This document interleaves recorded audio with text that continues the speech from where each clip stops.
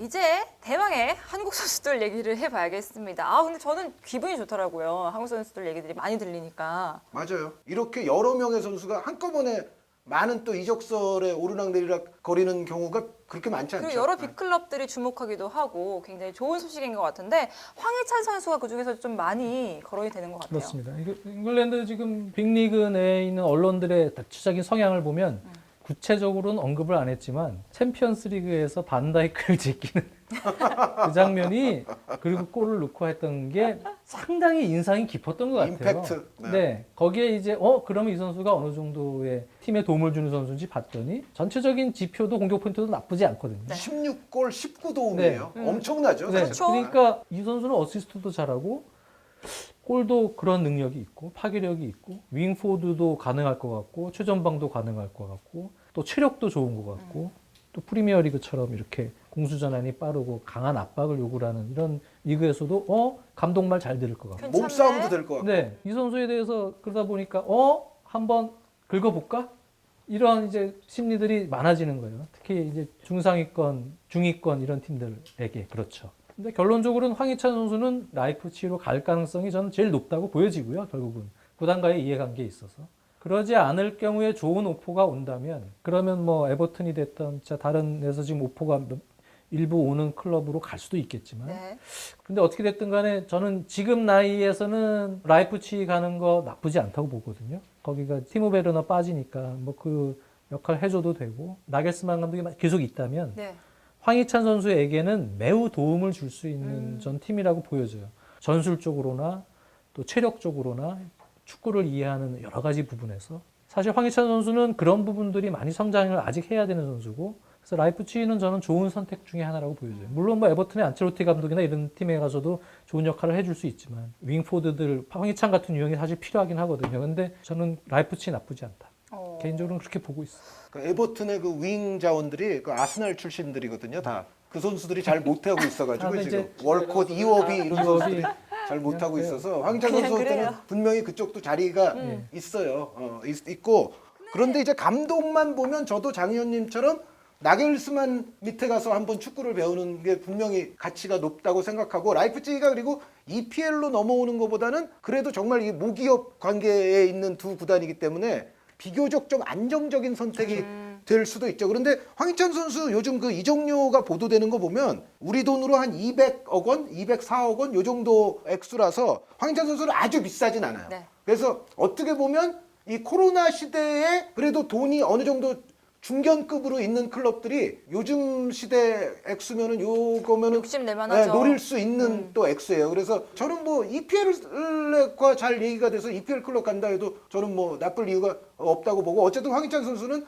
새로운 도전의 시기를 맞이했고 아마 이번 올 요 타이밍에 여름에 도전해야죠. 요 타이밍에는 해야 되지 않나 싶어요. 예. 오바메양 대체 선수로 아스날에서도 아스날과도 썰이 있기는 있죠. 네. 있기는 있고 그런데 다만 이제 라이프치히 같은 경우도 지금 뭐 황희찬 선수만 노리고 있냐, 뭐 무혈입성이냐 그렇진 그건 않죠. 아니고 아까 말씀드렸던 에두아르라든가 오시멘이라든가 라시차라든가 이런 선수들이 다 라이프치히의 또 리스트 안에는 있어요. 그래서 물론 황희찬 선수를 영입할지 이 선수들 가운데 또 누구를 영입할지 아니면 이런 전체 리스트 가운데 또 복수의 선수들을 데려올지 그거는 사실 지금 알 수는 없는 겁니다. 네. 황희찬 선수를 좀 탐내는 것도 아스날이라고 했는데 사실 아스날이 정말 탐내고 있는 거는 수비수가 좀 부족하다고 했잖아요.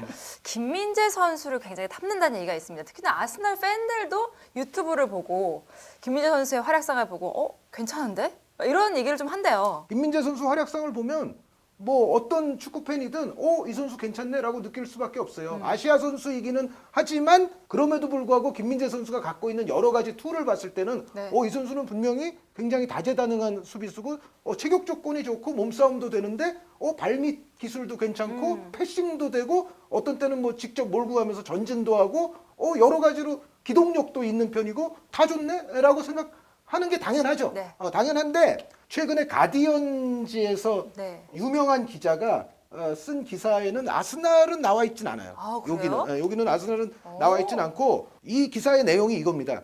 김민재 선수 에버튼이 노리고 있고요. 그리고 사우스햄턴과 와포드도 역시 관심이 있고요. 네. 여기에 라이프치히, 라치오, 포르투, PSV 에인트호번도 관심이 있다. 김민재 선수에게 선택하라고 한다면 김민재 선수는 잉글랜드를 선호할 것이다. 뭐 이제 이런 내용이에요. 유럽에서 지금 김민재 선수에게 많은 관심이 있고 김민재 선수는 이정료만 맞으면 뭔가 될 것 같은데 이 기사에 따르면 이정료가 아까 말씀드린 황희찬 선수와 거의 똑같습니다.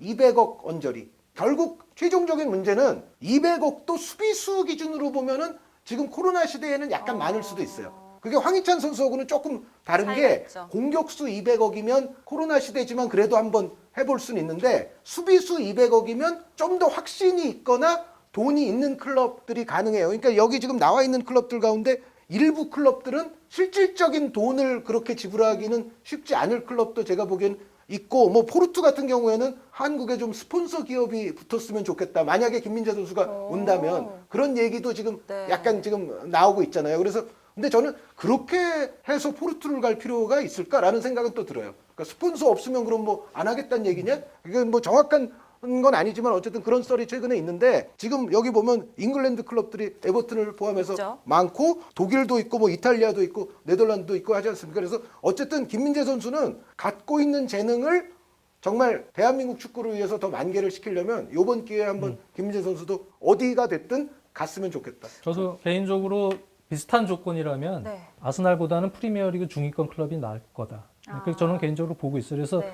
아스날 입장에서는 지금 현재 있는 수비수가 뭐 무스타피나 소크라티스나 다비드 루이스나 뭐 파블로 마리나 다 믿음직스럽지 못하잖아요. 아스날 팬들은. 누가 왔으면 좋긴 하는데 사실 속마음은 제대로 좀 왔으면 좋겠다. 그러니까 좀 돈 아끼지 말고 유망주 말고 좀 제대로 된 빅네임. 심지어는 우파메카노에 자꾸 그렇게 하는 것도 우파메카노 같은 정도의 클래스라도 그 정도가 왔으면 좋겠다. 지금 그걸 바라고 있고 여태까지 동아시아 출신들이 뭐 요시다마야나 뭐 분데스리가 홍종호나 뭐 여러 가지 옛날에 중국 판지 뭐 이렇게 그런 동아시아 선수들 수비수들이 성공한 사례가 사실상 없어요. 확 이렇게 저거 돼서 아스날 같은 빅클럽으로 가게 될 경우에는 심리적으로 좀 부담도 많이 받을 것이고 물론 유튜브 보고 막 능력을 인정받을 수는 있지만 무언의 팬들의 압박도 좀 있을 그렇죠. 수가 있어요. 그런데 반해서 중위권 클럽은 잉글랜드 내에서의 성향이 이제 어떠냐면 중위권에서 잘하면 다른 큰 클럽에서 센터백으로 통할 수 있다. 네. 그런 공식들이 여태까지 많았거든요. 어떻게 보면 좀 단계별로 좀 밟아라. 그렇죠. 반다이크도 사우스햄튼에서 그랬고 맥과이어도 레스터에서 마찬가지고요. 네, 이렇게 그 정도 레벨에서 가면 심리적으로 부담도 덜할 거고 네. 김민재가 거기서 주전 자리도 더 공고히 확보할 수 있고 많은 경기를 뛰면서 김민재를 볼 수 있게끔 많이 해주면 그런 다음에 가도 충분하다. 그러니까 지금 분위기에서는 김민재는 중위권 클럽을 가는 게 똑같은 조건이라면 저는 낫다고 봐요. 네. 김민재 선수까지 얘기를 해봤고요. 또 이재성 선수 얘기를 한번 해볼까요? 이재성 선수는 연결되는 클럽들이 잉글랜드, 스페인, 독일, 터키, 그리스 얘기까지 있어요. 아, 그리고 이 중에는 아까 장 의원님이 저 FA 선수 항목 이야기할 때 라이언 프레이저 선수 말씀하신 적이 있었는데 그 본머스도 포함되어 있는 것 같아요. 네. 본머스에서 데이비 브룩스한테 한 수 가르쳐줘도 되겠다. 제가 보면은 그렇죠. 이재성이 더 잘하는 선수라고 생각해요. 이재성 선수가 지금 올 시즌 저희 녹화 기준으로 10골에 8도움이에요. 그리고 홀슈타인 킬에서는 공격을 뭐 풀어나가는 것뿐만 아니라 마무리 짓는 것에 있어서까지 이재성이 없으면 경기가 안 될 정도로 홀슈타인 킬의 공격에 알파이자 오메가가 이재성 네. 선수예요. 그런데 이제 제가 예전부터 아쉬운 게 뭐냐면 다른 방송에서도 사실 최근에 이 얘기를 했습니다만 이재성 선수가 너무 주목받지 못하는 곳에 있는 게 너무도 맞아요. 안타깝다. 완전 시골 정말. 거기 너무 지금 있을 필요 없어. 빨리 그러니까. 나왔으면 좋겠어요. 이재성 그러니까 선수. 예를 들어 2부 리그에 있어도 독일 같으면 함부르크, 뭐 잉글랜드 같으면 리즈 유나이티드 이런 팀은 2부 리그 팀이라도 주목을 받는 반면에 홀슈타인 킬에서는 아무리 잘한들 정말 이게 보여지거나 주목받을 기회가 없어요. 그런데 이재성 선수가 아시다시피 나이가 손흥민 선수 동갑이에요. 네. 92년생이고 그 유럽에 좀 늦게 갔고 그리고 지금 또 2부에서 그동안 뛰었잖아요. 그러니까 이번만큼은 이재성 선수는 어디가 됐든지 간에 좀 사람들에게 이재성이라는 선수의 실력을 유럽 축구 팬들에게 광범위하게 알릴 수 있는 뭔가 좀 보여질 수 있는 곳으로 이재성 선수가 한번 가서 거기서 한번 본인을 터뜨리는 거를 저도 꼭 보고 싶습니다. 네. 알겠습니다. 이렇게 한국 선수들의 이적 시장에 대한 얘기까지 좀 해봤는데요. 코로나로 인해서 정말 이적 시장의 변화가 굉장히 많이 일어날 것 같습니다. 여름 이적 시장이 아니라 여름, 가을, 어떻게 보면 겨울까지 이적 시장이 계속해서 이어질 것 같은데요. 그렇게 되면은 긴 시간 동안 팬들은 울고 웃고 하겠죠. 여러분들도 그 시간을 잘 즐겨보시기를 바라면서 저희도 계속해서 이야기가 있을 때마다 또 이야기를 나누고 하도록 하겠습니다. 자, 그럼 인사드리도록 하겠습니다. 정순주가 10회 연속 올킬하는 그날까지 한주희 장지연의 원투펀치는 계속됩니다. 안녕히 계세요.